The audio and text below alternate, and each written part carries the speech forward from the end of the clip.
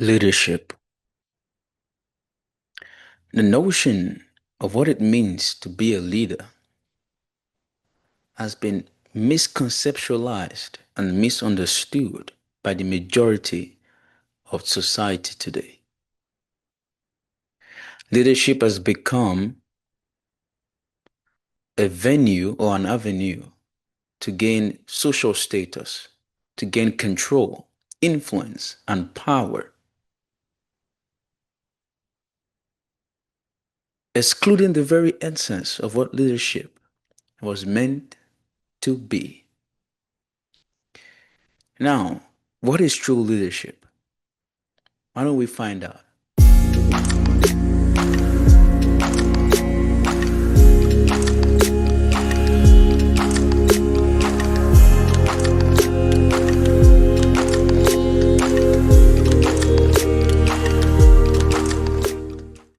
Hello, everyone. Welcome to the Proverbial Mind podcast. This is your host again, Samuel. And today we are going to be talking on the servant leader. And we are going to be looking at text from the scripture, specifically the life of Jesus, whom was one of the greatest leaders that ever walked the surface of earth. Now, the first question: what is leadership? How is it being understood and practiced today in society? Why is it wrong? Why is the current practice wrong? How is it better to be practiced?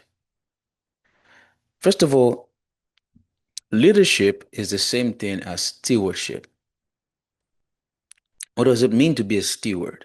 It means to be responsible for something, for someone, for people, to manage, to lead, to protect, to serve a group of people or services, or whatsoever it is that has been trusted into your hands. That's leadership. But in the world today, it's the opposite. In the world today, leadership means being a boss. There's a difference between a boss and a leader. A boss sits at the back of the seat and gives orders. Never take the risk first, never leads by example, just giving orders and doing nothing to encourage or to support the people. A boss would sacrifice his followers for his own interest and for his own gain. A boss is merely on the position, not because of he cares really about the people or about the organization or whatever it is he has been trusted. He's just there to get what he can get for himself. Man, that's the majority of society today. People who lead organizations and perhaps even government officials, but it's more on the private sector. That's where we see these things. And there are consequences to these actions. People often forget that the backbone of any organization or cooperation are the people that are within that cooperation, the people working together to ensure that the cooperation is succeeding and is moving forward. Or even in a family, the backbone to any family is the people in it. If an entrepreneur has an idea to build a company,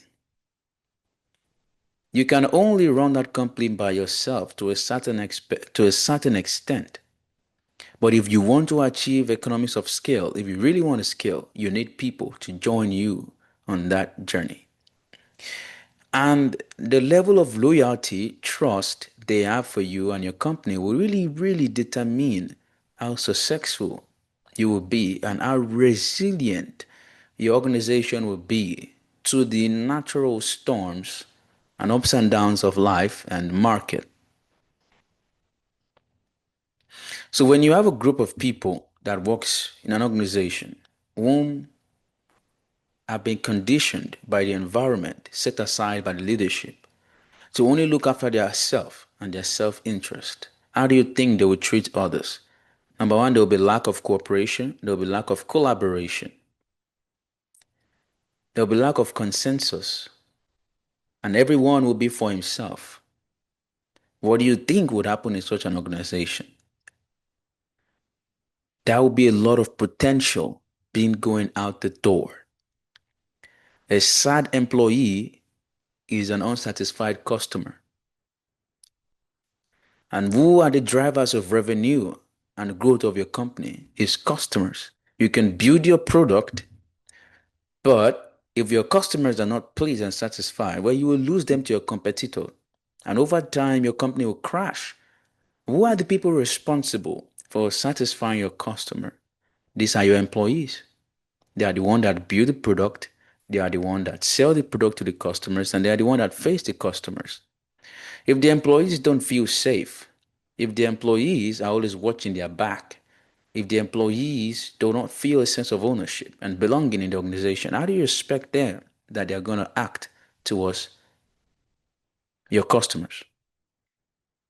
Now, I am just using the corporate world, the private corporate world, as an example, not as a targeted message, but as an example, because this topic applies to every aspect of life: relationship, friendship, organization, institutions. Leadership is the heart. Now, heart here means HEART of any organization. A poor leadership creates a suffering, devastated organization. An excellent leadership creates an organization that is functioning properly, just like your heart. If your heart is not functioning well, the rest of your body suffers because there's no enough blood flow. There's not enough, rate of blood going around your body. And that hurts you, hurts your system. Eventually you become sick and even die. So, how do we become great leaders? First of all, you have to differentiate between a servant leadership and a boss-like kind of leadership. A boss leadership ties his identity, self-worth, and everything to the position. He is always being controlled by his or her ego, and he wants everyone to respect them, and they are mostly only after their interest. They don't really care about the other people. But you see, the problem with that is that can only sell for a while before everything comes crashing down. Your followers will not trust you because they know you don't even care about them. You're never going to look after them. So why should they look after you? And in the long run, that creates a suffering organization. Whereas a servant leader knows that it doesn't come first. His people comes first. He proves to his people. He takes risk first. He leads by example, not just sit down there and give others. Yes, he gives others, but he leads the way. He employs the people, share the vision with them, make them feel a sense of ownership. It's not going down to condemn them. It's not on their tail to catch every single mistake they make. But he is there to build them, to build leaders out of them. True leaders build people, not pull them down or condemn them. True leaders transform followers into leaders. True leaders take a frightening people. Just for an example, there is a saying by Dr. Mounts Monroe. He said, a group of lions led by sheep would always act like a sheep.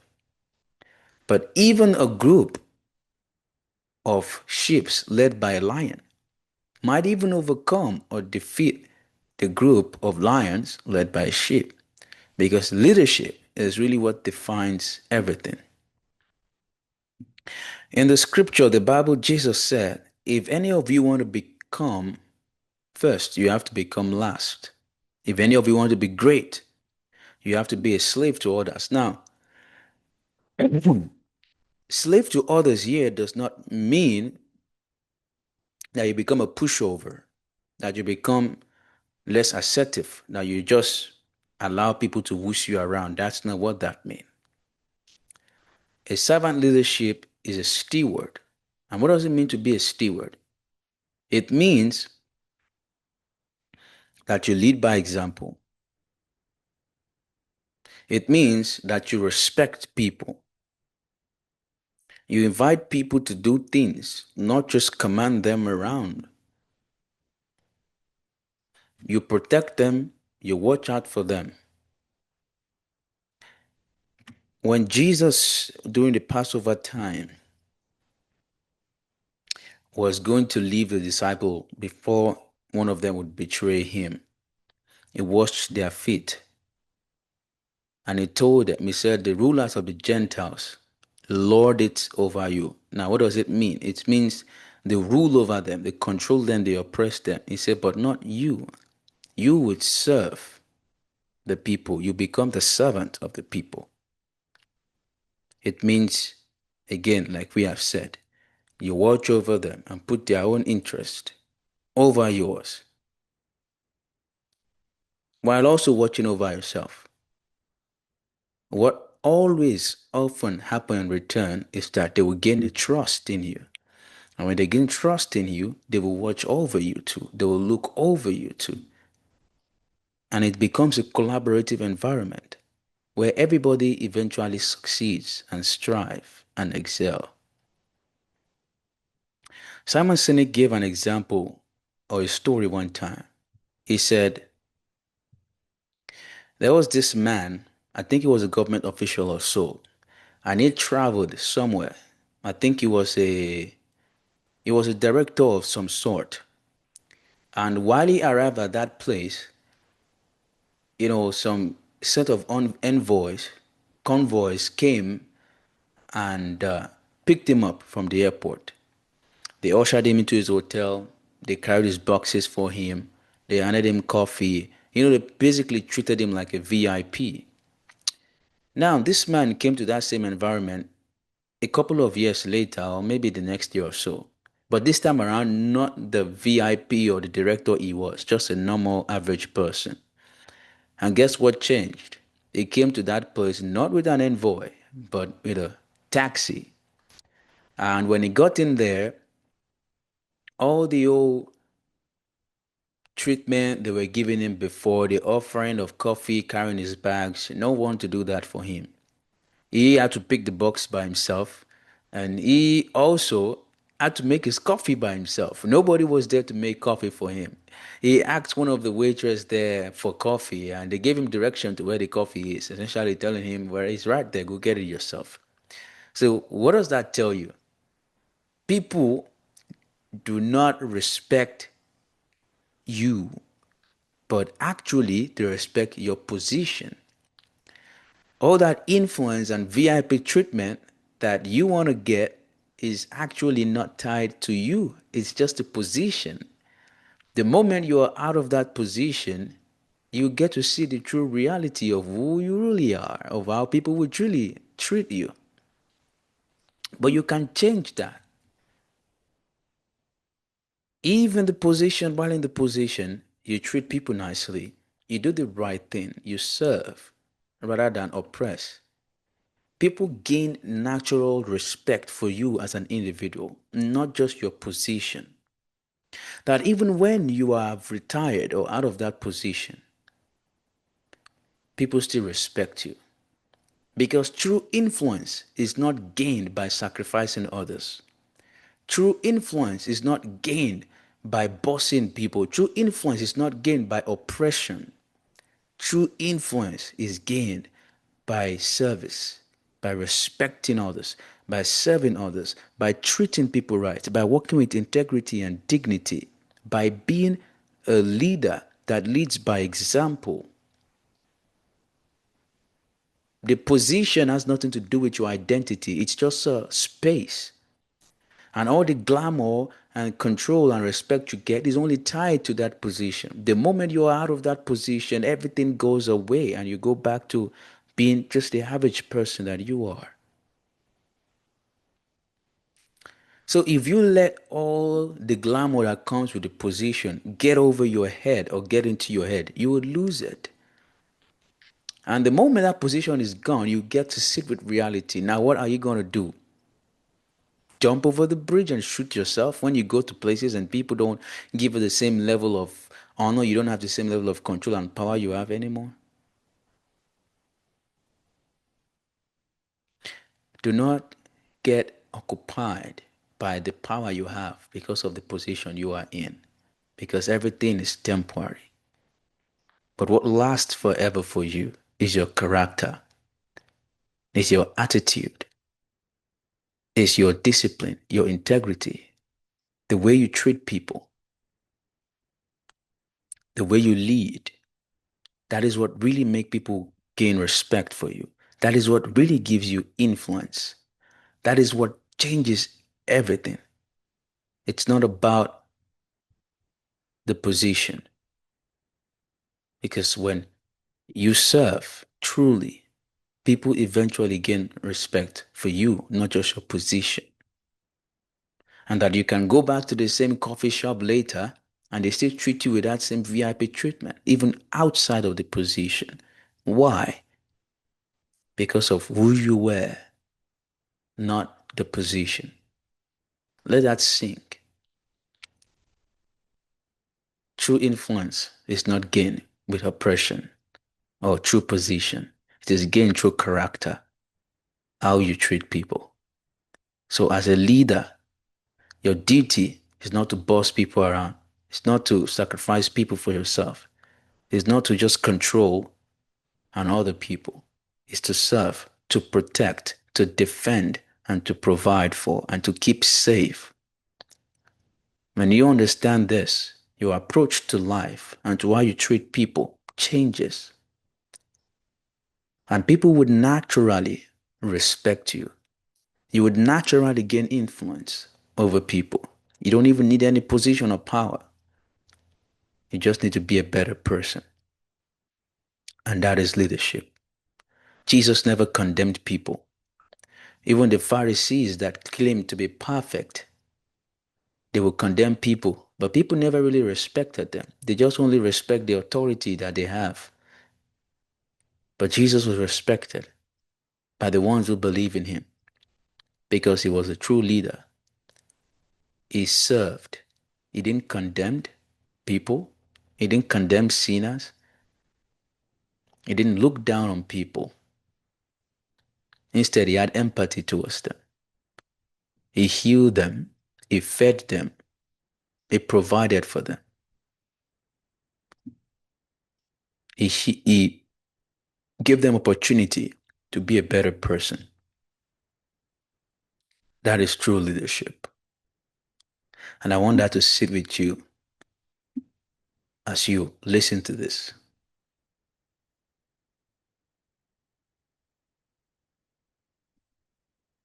Until the next one, stay blessed. If you're here for the first time, do not hesitate to hit the notification button, like the video, and subscribe to our channel.